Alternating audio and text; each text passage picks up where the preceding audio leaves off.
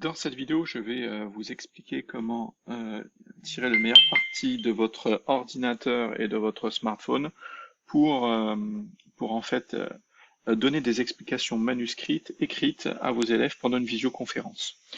Donc la première des choses, c'est d'aller dans Meet, de participer, d'aller dans une visioconférence. Donc euh, je vais dans Meet. Je rejoins une visioconférence, peu importe, j'en crée une, on s'en moque. Ensuite, je participe à la réunion.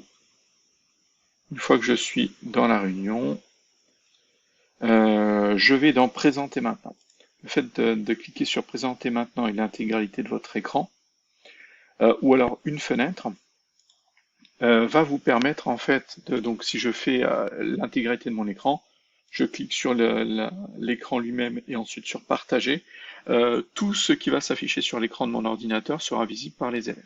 Ensuite, si vous avez sélectionné qu'une fenêtre, si vous avez travaillé qu'avec une seule application de votre PC, ils ne verront que cette fenêtre. Là, c'est piège parce que parfois vous avez tendance à changer de fenêtre, à donner des explications ailleurs, et en fait, eux, ils ne voient toujours qu'une seule et même fenêtre. Donc, au moins, en faisant attention à ce que l'on projette à notre arrière-plan, au moins en mettant l'intégralité de votre écran, les explications, les élèves voient ce que vous voyez. Et là, il n'y a pas de souci. Donc, une fois que vous avez fait ça, il va falloir créer un lien entre votre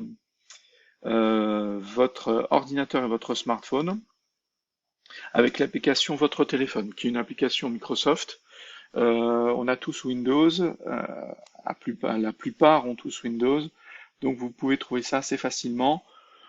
Elle est compatible Windows 10 bien sûr, mais elle doit être compatible avec des versions un peu plus anciennes. Donc quand vous ouvrez votre téléphone, vous avez ça. Donc moi je suis déjà connecté. Donc là vous voyez c'est la photo de fond de mon téléphone qui apparaît, donc il faut être attentif. Alors moi j'ai une photo qui s'actualise, ce sont des photos renvoyées par la NASA et toutes les semaines elles changent. Donc parfois je peux avoir des surprises et je peux avoir à changer avant de projeter. Donc voilà, là elle est déjà en fonctionnement et vous voyez l'écran de mon téléphone actuellement. Donc ici, je voulais vous montrer, c'est que il y a une icône ici qui s'appelle normalement quand il n'est pas connecté, lien Windows. Il faut que cette fonction soit activée, mais l'application vous le dit elle-même, hein. Elle vous dit comment faire et je vous le montrerai dans 3 secondes pour activer ça. Ensuite, il faut aussi être connecté sur le même réseau Internet. C'est-à-dire que mon ordinateur est relié à ma box et je suis sur le Wi-Fi de ma box avec mon téléphone. Si je ne suis pas sur le même réseau Internet euh, avec mes deux appareils, la connexion sera impossible. Donc maintenant, si je me déconnecte, vous voyez que mon écran a disparu. Et si je lui demande d'afficher l'écran, il ne va pas retrouver mon écran. Et donc, il va me dire d'aller sur mon téléphone dans Paramètres, Fonctions avancées, Lien avec Windows et activer le lien avec Windows. Si vous faites ça, votre téléphone sera détectable. Et en fait, une fois il le détecte quasiment aussitôt. Une fois qu'il a détecté, il suffit de faire OK, OK, OK, et vous êtes prêt à travailler. Sauf, donc je vais me reconnecter. Donc j'ai reconnecté mon téléphone et je reconnecte ici. Là, votre téléphone est entièrement connecté à l'ordinateur. Donc déjà, il faut savoir que je peux passer de paysage à portrait, de portrait à paysage. Je peux cacher la barre d'outils sur le côté pour que quelque chose soit plus grand. Donc ça, c'est intéressant. Mais surtout, toutes les notifications, les messages et les photos, les appels que je vais recevoir durant ma visioconférence seront affichés par défaut pendant la visioconférence sur ordinateur. Donc là, il faut aller dans Paramètres pour modifier un peu tout ça. Donc faire un copier-coller sur plusieurs appareils, ça va vous permettre de faire des copier-coller de votre téléphone à votre, euh, à votre ordinateur ou vice-versa, ça peut être intéressant. Personnalisation, le fond d'écran, ça je vous laisse voir. Les photos, si vous voulez que les photos ne s'affichent pas, les messages, donc vous désactivez tous les messages, comme ça, Quand un message arrivera sur votre smartphone, il n'apparaîtra pas sur votre écran. Les notifications, c'est pareil, vous pouvez les désactiver. L'écran de votre téléphone, ben, c'est tout l'intérêt, donc il ne faut pas le désactiver. Les appels, vous désactivez.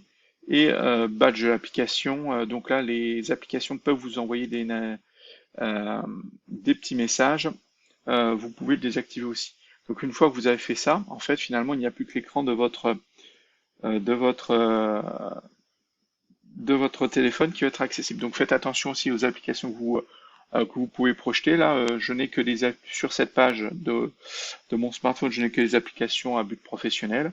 Je vais vous montrer maintenant deux applications qui sont intéressantes et gratuites. Donc il y a Whiteboard dans un premier temps, c'est celle qui est ici. Donc la fonction Whiteboard, je passe en mode paysage et je retire la barre ici pour avoir un affichage le plus grand possible. Donc ça, il faut savoir que ce que vous voyez maintenant, c'est ce que les élèves voient. Donc ça veut dire que là, je vais pouvoir écrire. Donc je vous conseille aussi d'écrire, quand vous écrivez avec votre smartphone, de prendre un stylet. Un stylet, ça coûte rien. Vous en avez peut-être, ou prendre un stylo et vous pourrez écrire avec éventuellement. Certains stylos font stylet aussi, hein, bien sûr avec le capuchon. Donc vous avez des outils, stylo noir, stylo rouge. Bien sûr, vous pouvez sélectionner en cliquant la, en cliquant sur les petits ronds qui sont à côté des stylos, sur la taille de votre écriture. Quand vous êtes sur le vert, finalement, vous choisissez la couleur avec laquelle vous souhaitez écrire. Voilà, le stylo gris en fait c'est une gomme. L'inconvénient avec la gomme, c'est que dès que vous levez le stylet de l'écran, la gomme est désélectionnée. Et donc si je veux gommer tout ça, si je gomme le premier, que je lève le stylo et que j'essaye de gommer le deuxième, en fait je suis repassé en mode stylo. Donc il faut garder le stylet appuyé pour pouvoir écrire. Donc une fonctionnalité bien, c'est la poubelle qui permet d'effacer tout ce qu'il y a sur l'écran. Et la fonction flèche en arrière ici permet d'effacer la dernière action. Donc si je reviens, j'ai les dernières actions, donc j'ai cliqué plein de fois, je peux revenir jusqu'au début sur les premiers traits que j'ai tracés. Ensuite, il y a cette petite application qui permet, ce petit icône qui permet de prendre en photo ce que vous avez fait. Parce que l'un des inconvénients de cette application, qui est extrêmement simple, vous allez la comprendre en 3 secondes, si vous passez d'une application à une autre, la plupart du temps, sur votre téléphone, la plupart du temps, tout ce que vous avez écrit va totalement disparaître. Donc il faut se méfier de ça. Pas si vous changez de fenêtre sur votre écran d'ordinateur, ça ne s'efface pas. Si vous changez d'application sur votre téléphone, ça s'efface. Donc il faut se méfier. Ensuite, il y a des petites applications qui peuvent être sympas, donc je vais écrire en petit. Hop, si vous avez une formule, hop, que vous voulez faire des commentaires, donc rajouter des unités par exemple, mais après vous n'avez plus de place pour faire vos calculs. Eh ben, en cliquant en arrière, hop, vous pouvez refaire votre calcul est égal à, donc vous marquez la masse, multiplié par ça au carré, tac, tac, tac, tac, tac, tac, vous détaillez totalement votre calcul. Ensuite, ce qui vous intéresse n'est que le résultat, donc vous effacez tout ce qui est calcul intermédiaire et vous pouvez continuer. Donc là, c'est vraiment une écriture, j'irais, on ne complète rien, on ne travaille pas sur une photo d'un élève, on ne travaille pas sur un cours à compléter, c'est une application vraiment très bête pour écrire, très simple pour écrire. Notre application, qui est quand même un peu mieux, c'est l'application qui est ici. Alors je vais revenir en arrière. Donc je vais la réinitialiser, cette application, la fermer et la rouvrir, parce que j'avais déjà fait une autre vidéo. Donc là, je suis en mode portrait, je passe en paysage. Donc là, vous avez des workspaces, donc des espaces de travail. Vous cliquez dessus, j'en ai 4, j'en ai créé plusieurs. Je vais en recréer un autre pour vous montrer comment ça fonctionne. Donc si je clique sur plus, je vois que je peux créer un tableau à partir d'un PDF existant. Donc il faut avoir téléchargé le PDF sur son téléphone. Une fois que vous l'avez fait, vous cliquez sur le PDF. Vous ne pourrez travailler que sur une page en même temps. Donc je prends la page que je veux sélectionner, que je veux compléter avec les élèves, par exemple celle-ci. Donc j'ai cliqué, je clique sur la flèche, et cette page est intégrée. Donc là, il me dit que si je veux plus de pages, il faut passer à la version payante, mais on peut compléter une page par une page et ça ira. Ensuite, donc vous voyez que la page ne prend pas tout l'écran. Ce n'est pas grave, vous pouvez zoomer. En cliquant deux doigts sur l'écran et en les écartant, vous zoomez. Et donc, vous avez accès à quelque chose de lisible pour les élèves. Et vous pouvez vous déplacer vers le haut et vers le bas en plaçant toujours vos deux doigts sur l'écran et en montant et en descendant. D'accord? Et vos notations seront notées. Donc, par exemple, si je fais des notations sur la question numéro 1, que je passe à la question numéro 2, et que j'écris quelque chose, je vois que ce que j'ai écrit à la question numéro 1 est toujours visible si je reviens en arrière. Ensuite, vous avez la possibilité de bien sûr de changer de couleur d'écriture, de changer de taille d'écriture aussi. Là, c'était écrit peut-être un peu gros, on peut écrire peut-être plus petit. Voilà, ça sera plus visible pour les élèves et plus sympathique si vous faites une petite réaction de combustion. Alors j'écris extrêmement mal, hein. On peut écrire beaucoup mieux que moi. J'écris extrêmement mal et extrêmement vite. Mais ça peut vous rassurer, j'écris la même façon au tableau ou presque. J'espère quand même un petit peu un peu moins mal. Ensuite, vous pouvez donc commenter ce que vous faites. Hop, attention, ça c'est faux, etc. Vous pouvez revenir en arrière avec la petite flèche qui est ici et revenir en arrière pour revenir sur ce que vous avez écrit ou le faire réapparaître. D'accord? Avec la flèche en avant.